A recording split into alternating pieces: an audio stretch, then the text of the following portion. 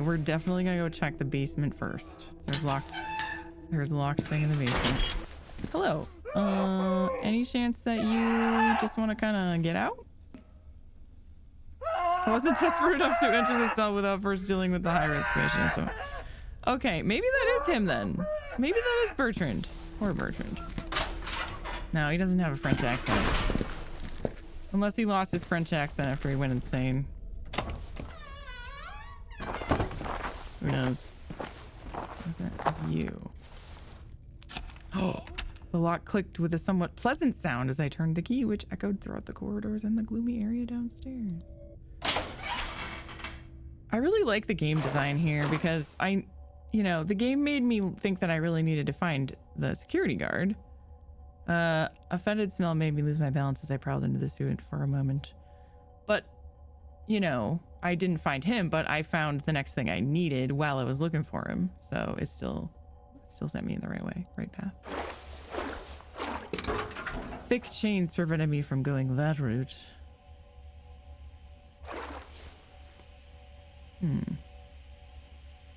The gauge presumably showed the water was still flowing through this pipe. Okay, so we got a good old valve puzzle here. Or a turny crank puzzle or something like that.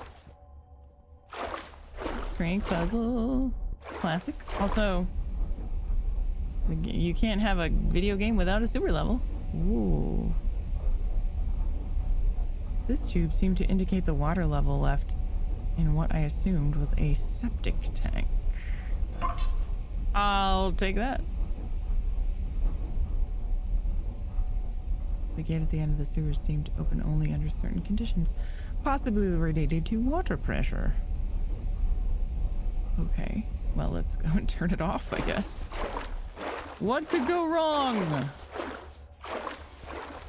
Maybe the whole institute will flood with poop. No sewer, no game. That's right. If you don't have a sewer in your game, it's not a game. Okay. Okay.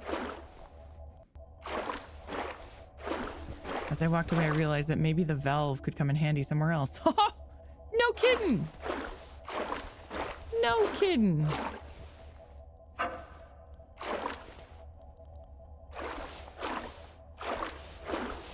That's also super unique. There's been a couple instances so far in this game where we get to use an item twice, which I really like.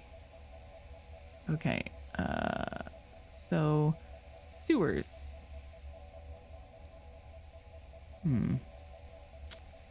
That means we have to go find valves in all these places. Greenhouse, balcony, hydroth.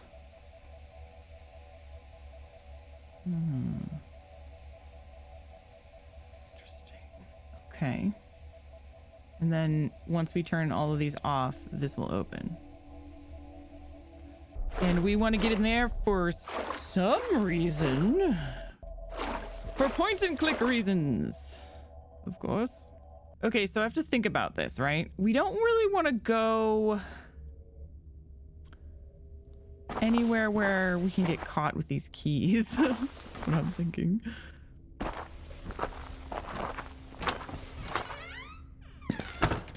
None of these were openable, right? I don't think so.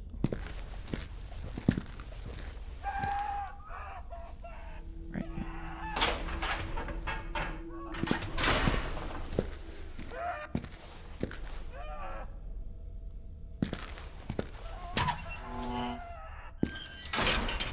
What else was locked? Anybody remember all the locked things?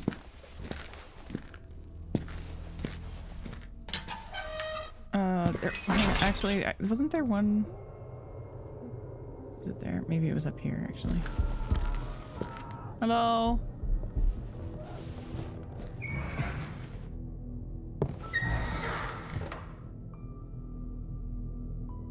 Hi again, Lenny. Hi.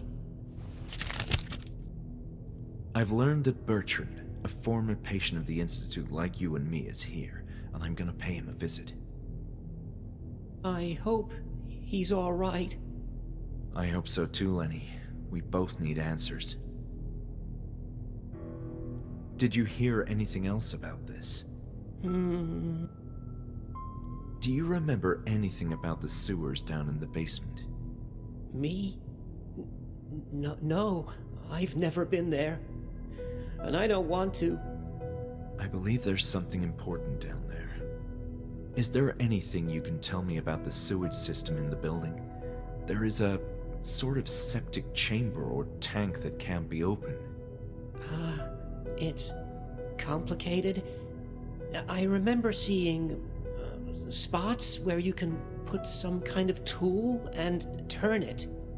Sometimes I can hear a hissing sound near those spots.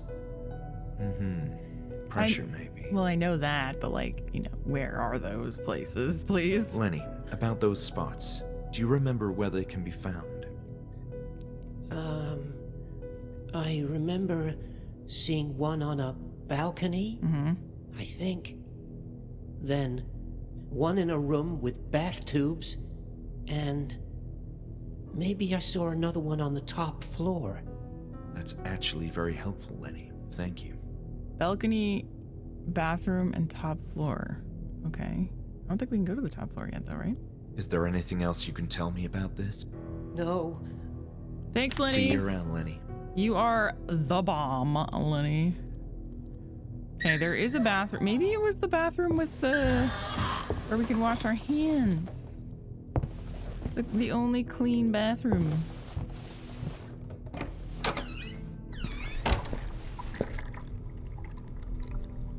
There's this. I can't do anything with it.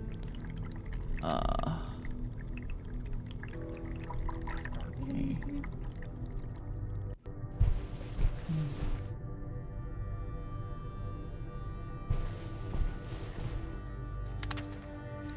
Some days ago, I casually read a newspaper article about Dr. Walter Hanwell, a general surgeon with extensive knowledge of mental illness who recently founded his own hospital for the insane. In his impassioned words, I could sense a sincere concern about the consequences of mind disorders. In the same article, Hanwell's notable technological advancements in his field, a discipline in which antiquated practices are often ingrained, elicited a feeling of excitement that I hadn't experienced in a long time. The fine trajectory of this kindred spirit compelled me to write him a letter. Oh, excuse me. Disenchanted as I was about ongoing problems in my local medical center, which I concluded was managed by close-minded individuals, Dr. Hanwell responded sooner than I expected. We exchanged various experiences from our respective fields of expertise in an engaging debate that I finally remember as a deciding factor that would dictate the rest of my career. We agreed that increasing reports of developing mental abnormalities were a consequence of a degenerate society, that minds operating outside the boundaries of morality would inevitably deteriorate until no shade of humanity was left. There was a mutual agreement that the fabric of our culture, our breeding, was eroding. As admired professionals, we have an obligation to guide our peers into a blistering light of cognizance. We see and perceive what others don't. Not taking action would be a shameful disgrace to our human condition. We continued talking about how a mental hospital should be managed under the strictest of conditions and how a symbol of solemn authority was of the utmost importance for ensuring smooth operations. Suffice it to say, I became enchanted with Walter Hanwell's grand vision, his endless quest to correct the course of society, beginning with those who had lost their way in the most profound and visceral sense, the decay of their own minds. So that is probably a note from Miller, I guess? Could have been somebody else who was a super fan, but we know they were writing letters to each other. Okay. That is something that I missed before. Through the cafeteria.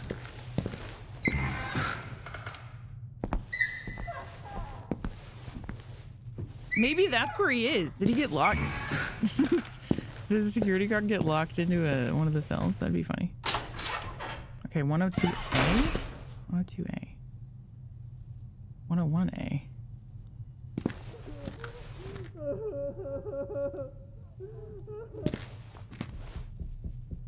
104A. 105A. Can't even access those at all. Okay, well, where's 102? Clearly we passed it, right? 111. None of these allow you to...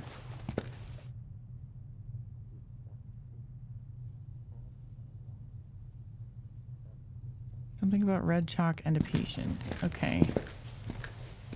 Whoa, where is 102? It should be here somewhere. 104? You'd think it would be that one. Oh, it is.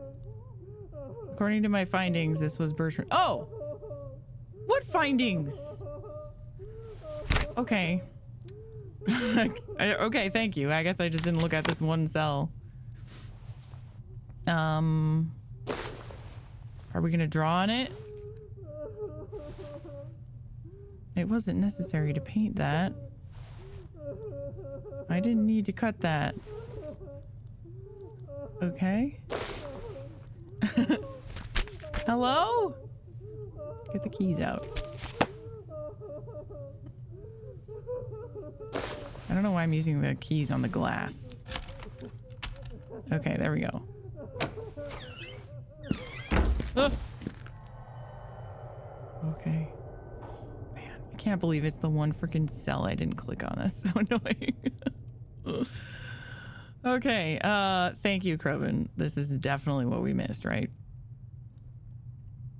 It was an old empty stand, sad like the rest of the furniture. It's always a pixel in these games. It's always just a pixel that I don't see somewhere.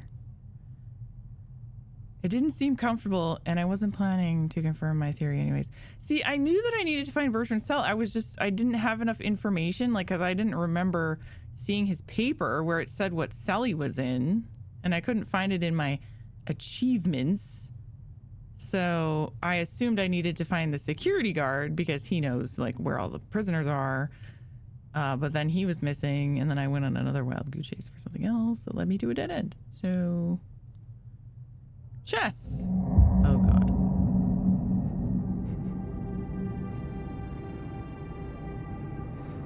Ooh, there's a big guy, too.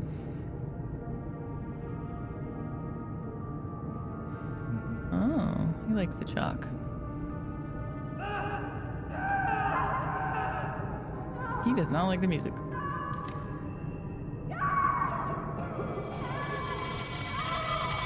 Don't swallow that. That is not a good idea.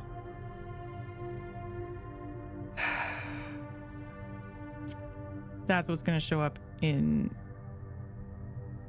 like, the water, right? Because he pooped it out or something. The music box piece. Anyway, hi.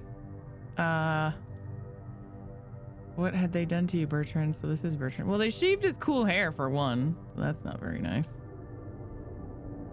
All right. Some children's books, it seems, were scattered under the bed.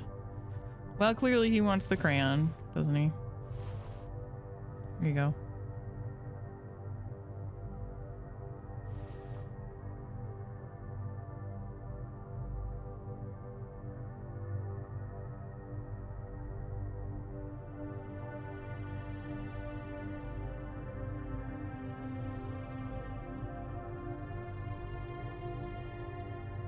What have they done to you, Bertrand? Okay, I think we leave and come back, right? And then he's gonna do some doodles. Are all the doodles that he's gonna do, are those gonna be, like, incredibly important and give me all the answers? Listen, Bertrand, I need to know where the lube is, and I need to know how to get to the balcony, and I need to know how to get to hydrotherapy, and more importantly, just how to get to the top floor in general, because I can't possibly just move Lenny's thing out of the way. There we go. Freaking finally.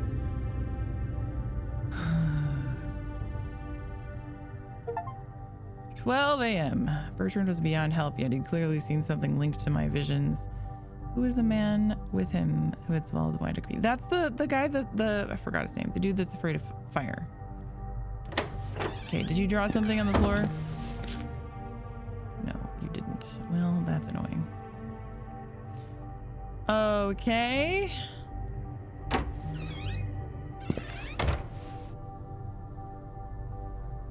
Now, do we think that Dr. Miller is maybe gone now, possibly?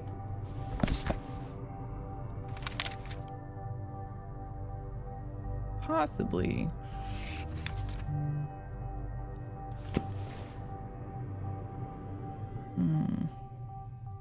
Where should we go next? Who was Bertrand's mate? I know who it was already. Nursery rhyme? In my vision, Bertrand seemed to react to a nursery rhyme from Music Box. Perhaps I'd be able to trigger another reaction for him if I was able to play that tune again. Yeah, okay, so maybe now we will find the security guard. Who is Bertrand's cellmate? Was he also involved in the events that led to this nightmare? All right, let's go see if security guard is back at his post, because we can ask him about a couple things. And then we should go find Lenny again and ask him.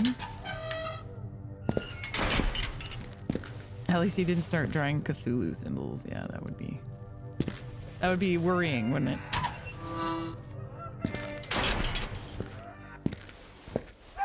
Still not here.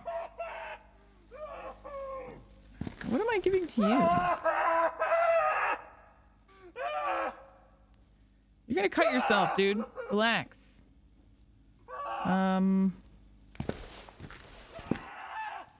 Let's go see if he has another note about about 11 p.m.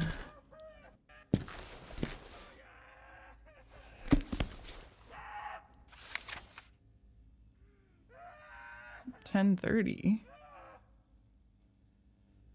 Flippin' Mozart here next to me somehow broke out of a cell and went upstairs. 10:30. Okay, nope. So maybe the music box is in that guy's cell. In this guy's cell? I don't know.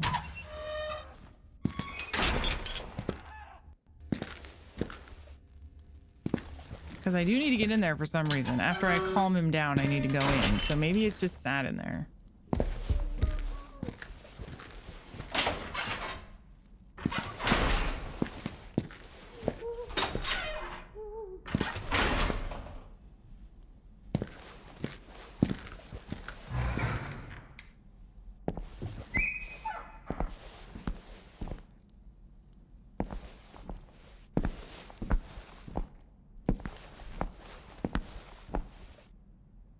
You're still there.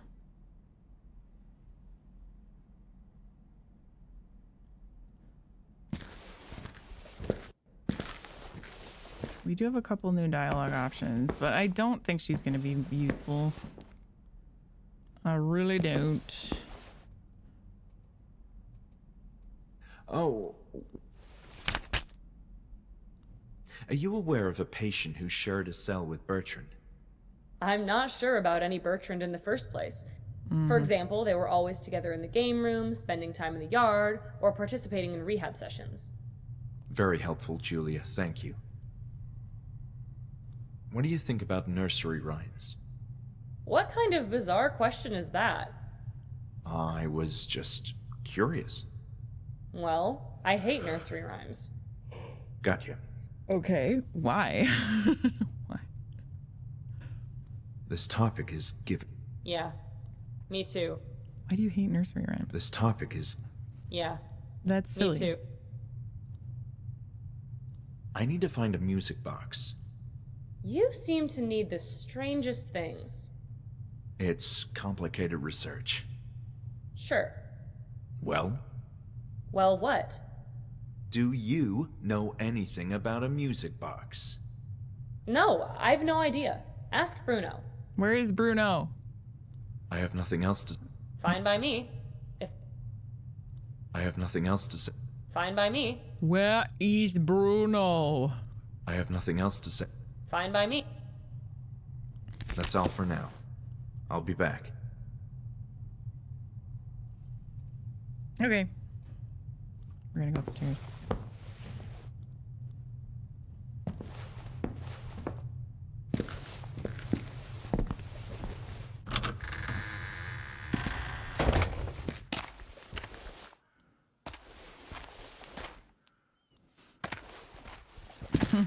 He's playing hide and seek. Yeah, probably. Maybe we'll find him dead somewhere. That would be pretty spicy, wouldn't it? Was this light always on before? I guess so. Okay, so since it's been an hour, Lenny might be somewhere else. Let's go upstairs.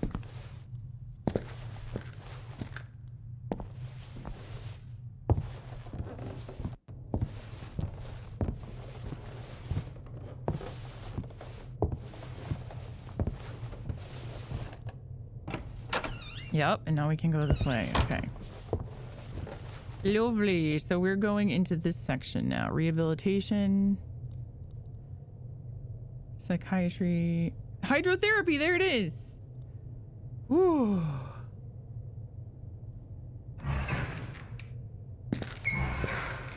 You know what, though? I'm going to make a decision here to go to the lab first. Because I want to see if what's-his-face is not there. I guess not that I can even do anything about it, the rats right now, if he isn't there, but no, he's still here. Okay.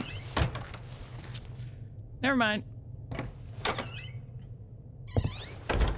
I need something to get into the cage anyway. I don't think I have what I need. Okie dokie. Smoky.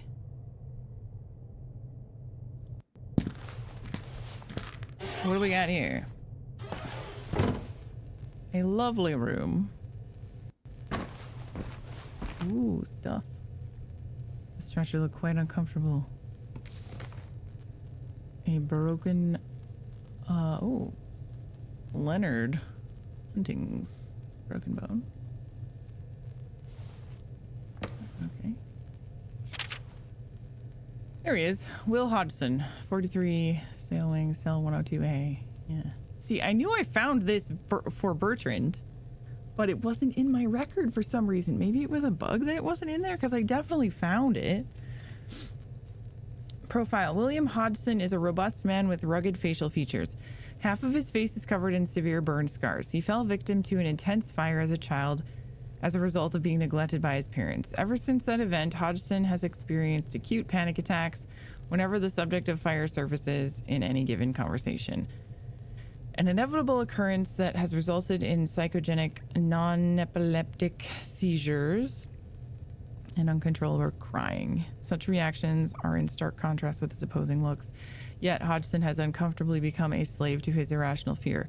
However, this patient can be equally pacific and mellow, routinely obeying orders and staying out of trouble. Specialists have determined his condition is reserved. While he shows promise, he is slow and exhibits difficulty reasoning and learning, far more than his peers. Hodgson is lucky to have a formidable voice that commands a sense of respect, which has fooled high-risk patients who would otherwise have taken advantage of him. Okay. A set of wooden stairs. A typical scale. I just realized there's like some old-fashioned workout equipment in here. The balls. Parallel balls. A broken wheelchair. Useless. One pair of crutches. A finding to be expected in a rehab room. Exhausted and disappointed by the last session, I decided to take a walk outside in the yard to clear my mind. It was a sunny afternoon, more peaceful than usual, with patients aimlessly wandering on the grass, all of them lost in their own absent-minded business, a soothing ambience, if a bit eerie, which helped calm my nerves. Among those patients seemingly enjoying the bliss yet rare moment was Leonard, who was more talkative than usual than his peers, clearly influenced by the same kind of haunting aura that I felt in the air. There's something about him that makes me even more irate about the regressions in my group. Leonard was so close to being discharged from the Institute. As I approached him in hopes of having a more open conversation than our therapy sessions usually afforded, a striking detail that I had missed earlier, thanks to the duller lighting of the therapy room, stopped me in my tracks. There was a notable rash across his ankle running from his right foot up to the bottom of his gown. Leonard seemed to have repeatedly scratched himself, and quite recently too, judging by the shiny red spots sprinkled across his skin. Puzzled about this, I mentioned it to my patient's attention, but noticed yet another curious aspect of his appearance. His gown was overly dirty, although the fact by itself was irritatingly usual by now. However, it wasn't just dirt, but some sort of splotches of organic matter, as if Leonard had rubbed himself against a moldy wall. Ooh, my initial guess was that he'd simply laid down on the grassy mounds of the yard to have some rest, but there was something about the texture of those stains that still intrigued me. They had a certain glittering nature to them, like the trail a slug would leave, and the color wasn't quite green either, as reminiscent of grass, but a shade similar to turquoise. I took Leonard to my office so I could ask him a few questions in private. The organic stuff that I obtained from Leonard's gown was proven to be more bewildering than I imagined. It is of fungoid origin, as expected, yet seems to be exceedingly rare. While this is far from my area of expertise, there's no question this sample is something unique. Its properties indicate that it can only thrive in warm and humid environments, which are unlike the conditions in our region. We are blessed with dry weather throughout the year. However, that means this mold or fungus is from some kind of deep undergrowth, and somehow Leonard has gotten close to it. I left a cotton swab impregnated with this stuff next to one of those lab rats. Oh, that's why I need to get that. Evidence dictates that the presence of this material caused a visible rash on Leonard's body, so a mere small quantity should produce a marked change in such a little critter. Something happened to the rat. I can't quite put my finger on what that is, but the rat is behaving differently. No visible physical alterations of note, but something's not the same. Could it be... Is it carcinogenic? A number of mold species produce toxins that can cause various health problems, the worst of which can ultimately include liver and lung cancer, as well as invasive diseases, especially in small children, the elderly, and people with weak immune systems. The most toxic mold known to date is thought to be black mold, or Stachybotrys cartarum, which can cause general respiratory problems, especially if one has asthma or allergies, and may be linked to lung cancer, but none of this applies to our case. Moreover, some poisonous mushrooms are known to cause organ failure, but none have been proven to be invasive to this extent. There's the death caps, and the rather romantically called destroying angels in the realm of plants. There's, of course, the Atropa belladonna, but that's basically poison. It doesn't stimulate a malignant growth. While some species of mushrooms contain naturally produced carcinogens. These exist only in minute amounts and cannot directly cause cancer. And yet there are peer-reviewed records of the unusual Ophiocordyceps unilateralis, which is a pathogenic fungus, although it only attacks insects. It is parasitic indeed and did something to the rat, but no, that's impossible. There are no records of such a thing anywhere in the world. If what I suspect is true, this carcinoma has an effect akin to a hallucinogen drug, and if Leonard came close to it, maybe the rest... Oh my god. Is that why they're all seeing things? Seeing evil things and stuff? Because of a weird fungus? That is not as exciting as Cthulhu, so I hope that's not what it is. Unless it is a Cthulhu fungus. That's fine. That would be cool too.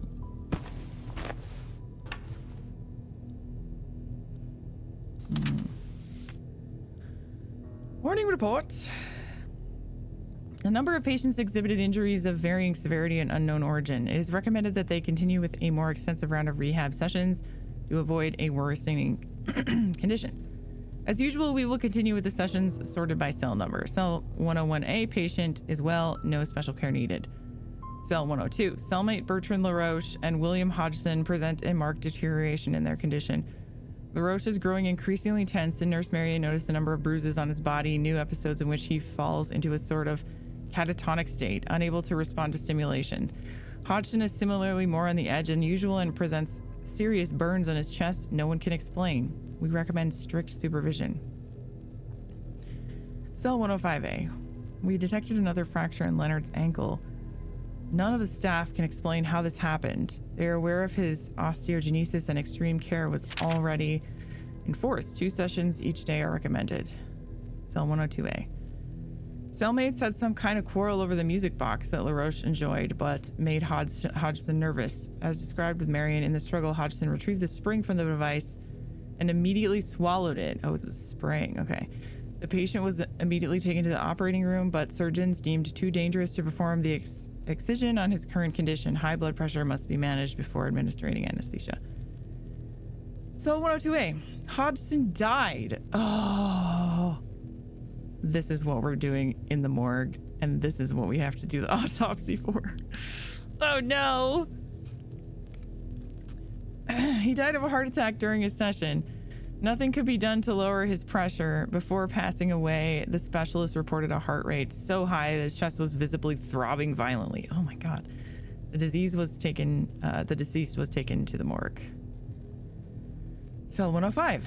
Crawford has developed chronic asthma. Traces of ashes and dirt were found across his body. Recommend increased supervision of his daily wanderings. The patient insists to sleep with the lights on, which bothers Leonard. Hodgson, was that the patient who had swallowed the wind-up key in my vision? Yes, it was.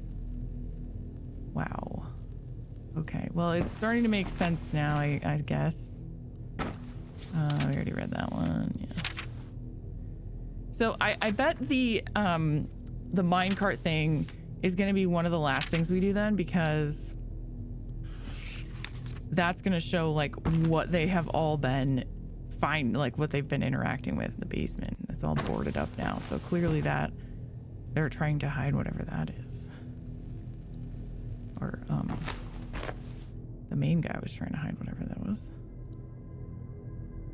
Hawthorne or whatever. All right, well that was interesting.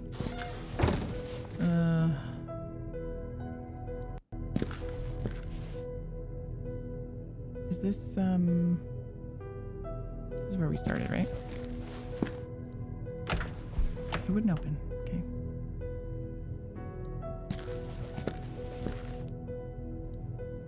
This panel was too worn out to read properly.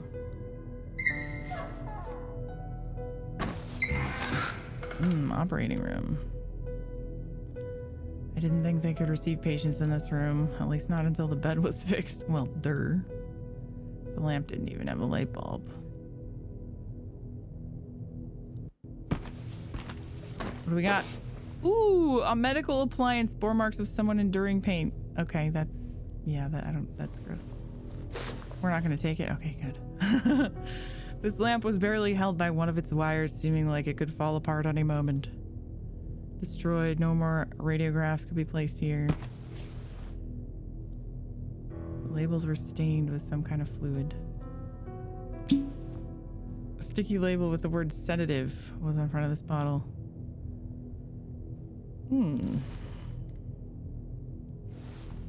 Well, maybe I could use that for my friend. This wouldn't help to take some liquid. Yeah, I need a container. Couldn't I just literally take the container? Would that not be okay? Can I take the whole thing? No? Okay. Well, that's probably what we need for the crazy guy in the music box cell. But I don't have anything to put it in there yet, so we'll have to come back, I guess.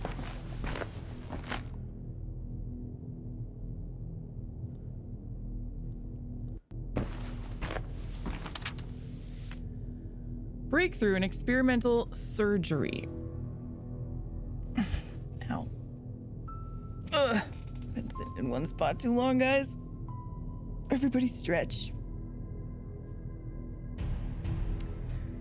It is widely acknowledged that Dr. Hanwell was the architect of many novel medical procedures, as he championed technological advancements for treating his patients.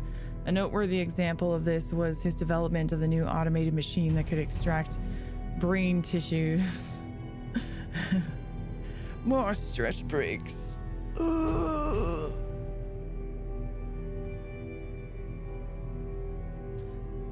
And water, why not?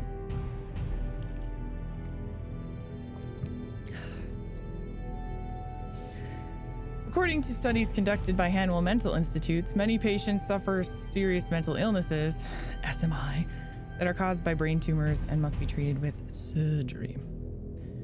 With a large and unexpected caseload of SMI patients, Dr. Hanwell felt the need to devise a system that facilitated the tumor detection process more efficiently than previous methods. In Hanwell's time, the most widely used process for obtaining samples of brain tissue typically required a great deal of time and required 3 to 4 surgeons per patient to perform the craniotomy and extract the tissue. Precious time was also needed to seal the large incision in the cranium. To expedite this procedure, Dr. Hanwell devised the stereotactic transorbital brain biopsy equipment, a wondrous machine capable of extracting a brain tissue sample through the eye socket, thus avoiding the need for craniotomy altogether. The doctor could simply put the coordinates of the tumor's suspected location, and the Strabe could complete a complex stereotactic procedure using a sample extracted needle attached to the movable arc. This queer invention led to controversy. Some scientists and surgeons believed that using such a machine would increase the possibility of brain hemorrhage. As its accuracy was questionable, Dr. Hanwell dismissed these opinions as uninformed, stating that the targeting mechanism of this machine was based on the most detailed brain atlas of the time, and that the Strabe was manufactured by the most trusted and reputable professionals. Okay.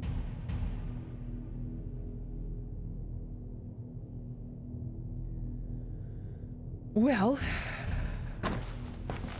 we know that that's in the upper floor, so I'm sure we'll be investigating that.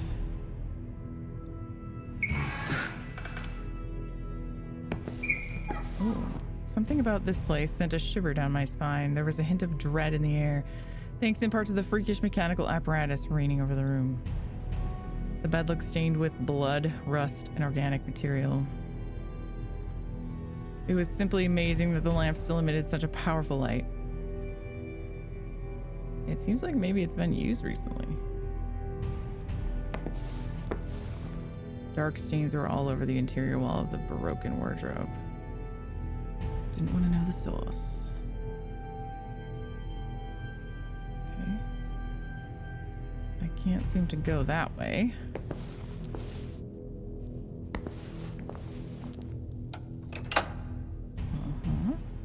Aha! A jar that seemed unused and in new condition than the rest of the items here piqued my interest. The label said hydrochloric acid. I nearly returned it to the shelf, but decided to keep it around for now. We needed that, didn't we?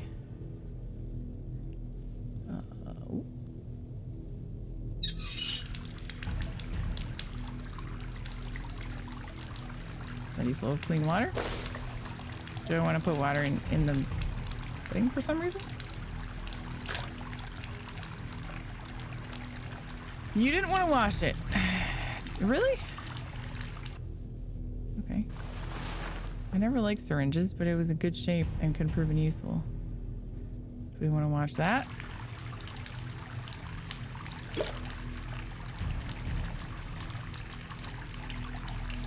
Carefully, I have cleaned the syringe as best I could. Okay, good. Oh, and here's where we're gonna use the slide, the glass slide, whenever I get what I need on it. Okay, so operating room A has the microscope. Will we remember that? I don't know. All right, let's go back and find the... Ooh, here we go. Hydrotherapy. So there should be a valve in here. And there is. Lovely.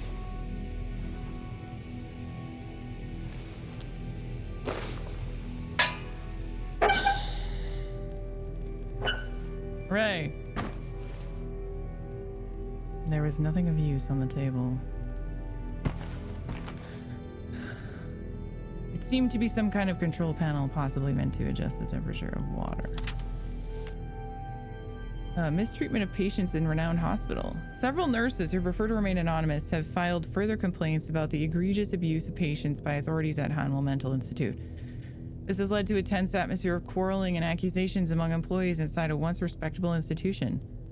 Law enforcement officials apprised of the situation, spent several hours yesterday evening searching the mental hospital. While no evidence of wrongdoing was found, they provided details during a press conference about the rapidly decaying state of the building and expressed concerns for the safety of patients. Injuries exhibited by allegedly mistreated patients could not be attributed to the particular source. Wounds ranged from severe bruises and cuts to violent fractures, and in the worst case, searing burn marks. Family members of the patients and employees demanded a more severe intervention by state authorities.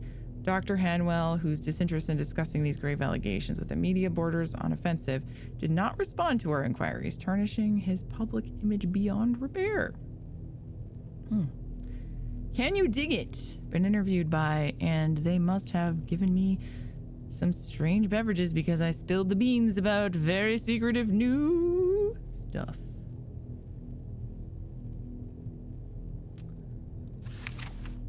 Cool. Okay. Found the bath tubes, everybody. Found the bath tubes. Contents of the bath tubes were filthy and revolting. It seemed that the pipes here had busted. Okay, that's it. Luckily, there was nothing in this bathtub. More bathtubs in the same gross condition. Didn't work. Surprise, surprise. Unfortunately, the door wouldn't budge. Okay, so where was the room that had the sedative? Here it is. Okay.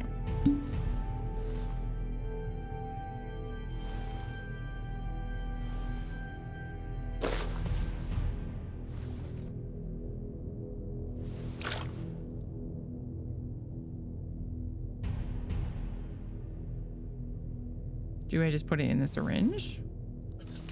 Oh, okay. So I'm what am I doing with the hydrochloric acid bottle then? I know something else, clearly. Okie dokie.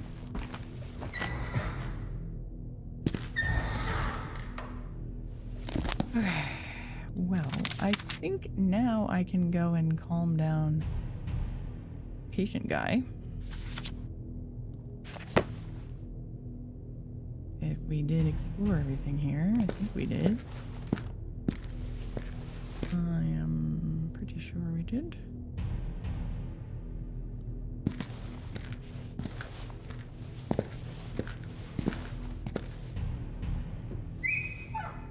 Okay, yeah, this is where Len is. So actually, let's go back. Let's go this way instead.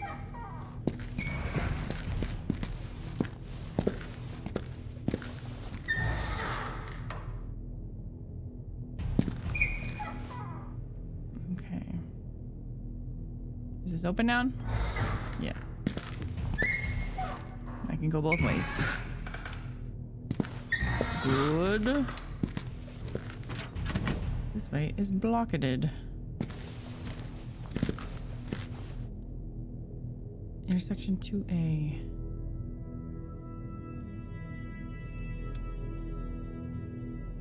I guess this game doesn't have any female patients.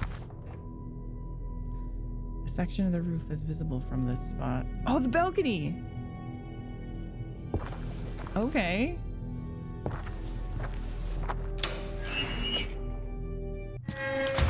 Hello, balcony. What an astonishing view, even during the gloomy night. The sky looked as if it was hand-painted. Well, I think it probably literally is painted. Okay. We're looking for a valve here. These windows have once the best views of the Institute. Even though the window was dirty, there was still a hint of reflection in it. Several pipes adorned the wall in a somewhat grotesque way. Okay. The contrast between Institute and the sky was striking. Confinement and freedom in the same view. Where does this lead? I know I wasn't done exploring that, though. Where in the butts am I? Door seemed locked from the other side. Another window that could have used some cleaning. Alright, I feel like I should go back just because I didn't explore that room here.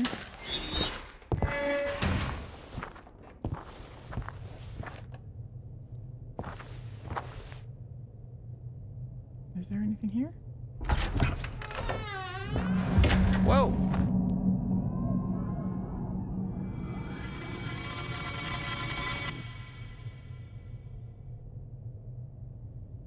Okay, Rebecca and Nurse, that's probably Nurse Marion in the game room.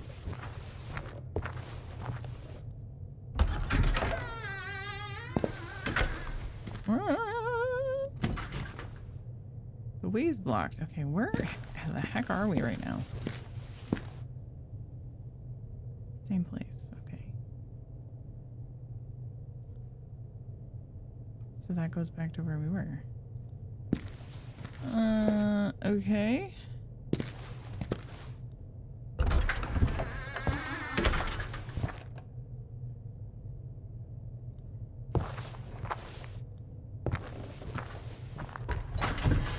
The layout is starting to confuse me.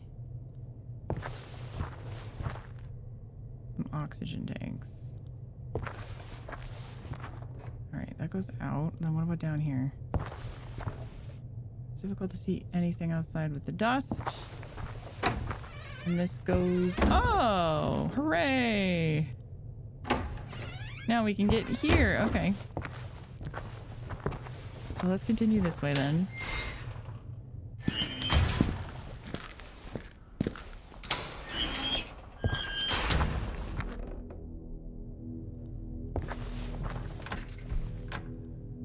Let's go right first.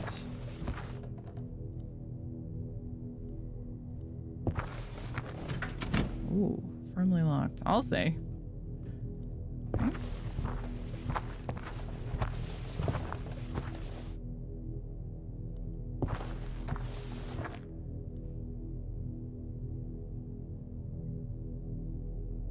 Can't zoom in on the map for some reason. The other side of the balcony up here. The loft, or whatever you call it. Okay. So there's not much here at all, is what you're saying. And it doesn't really lead anywhere. It's just a connecting hallway, I guess.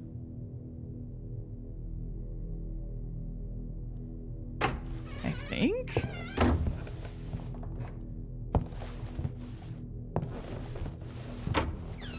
Yeah, this leads to the other side, which just goes to the same balcony and the weird Rebecca vision.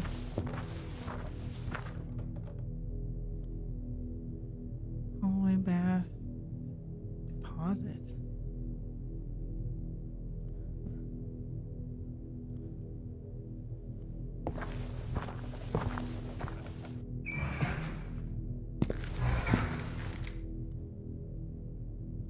Okay. Well.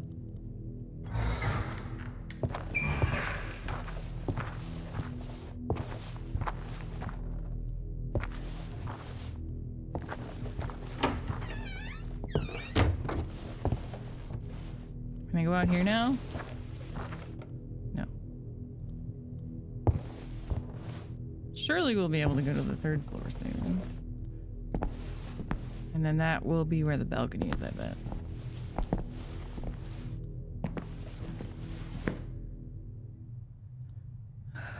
Okay. Let's drop another save. See if Rebecca, or see if Julia has anything new to say.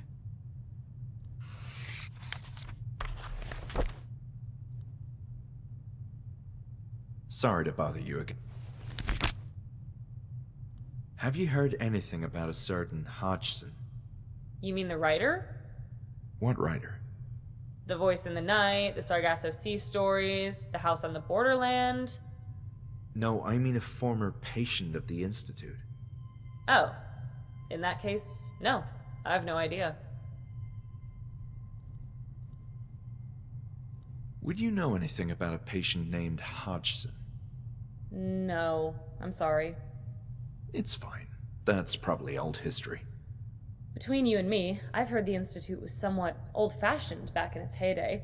Patients had a strict schedule, some time in the yard, then therapy, next rehabilitation. Mm-hmm.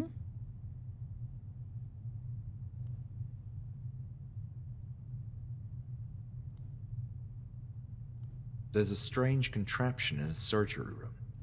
Aren't the surgery rooms upstairs? Yes? You were not supposed to go upstairs. I heard there's a strange contraption upstairs. Okay, then stay away. I've been learning about the early history of this institute.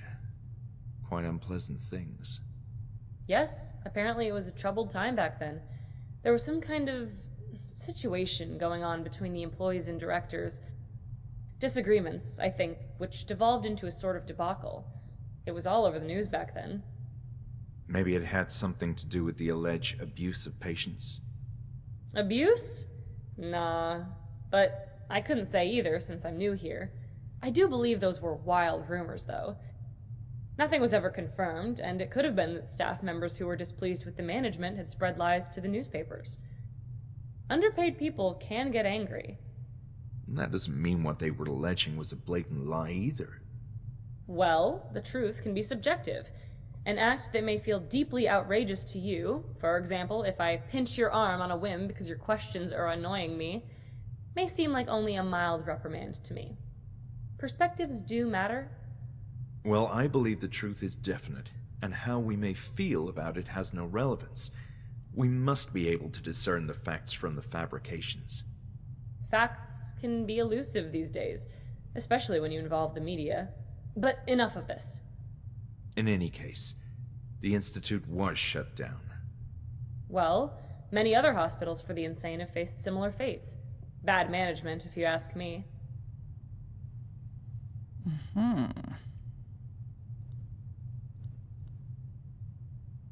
Well, I'm done for now. we know where Hodgson's body is. We just don't know which body it is. We could just open them up and look. That would be the easiest way to go about doing that. But we are going to have to do that next time because it's already 4:37 and I must go. I think I might point myself in the direction though of,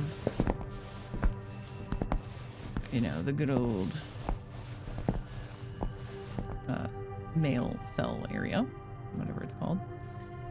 Cell block, because the first thing we're going to do is give that crazy dude a shot of sedative so we can break into his room and take his music box, which will be missing a spring.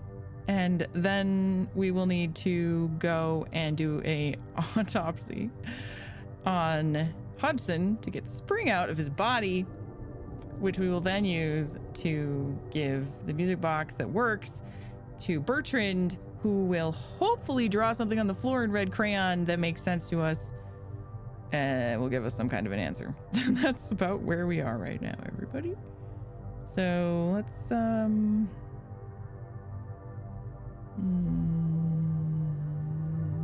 guess it doesn't matter which one. We'll just start at the beginning.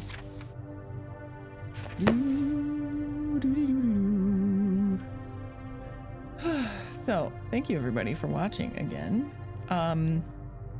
I still love this game and I highly recommend it to any point and click or puzzle game fans, or even just horror game fans.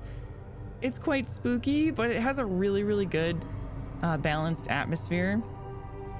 So it's not super scary, but it's atmospherically and psychologically scary.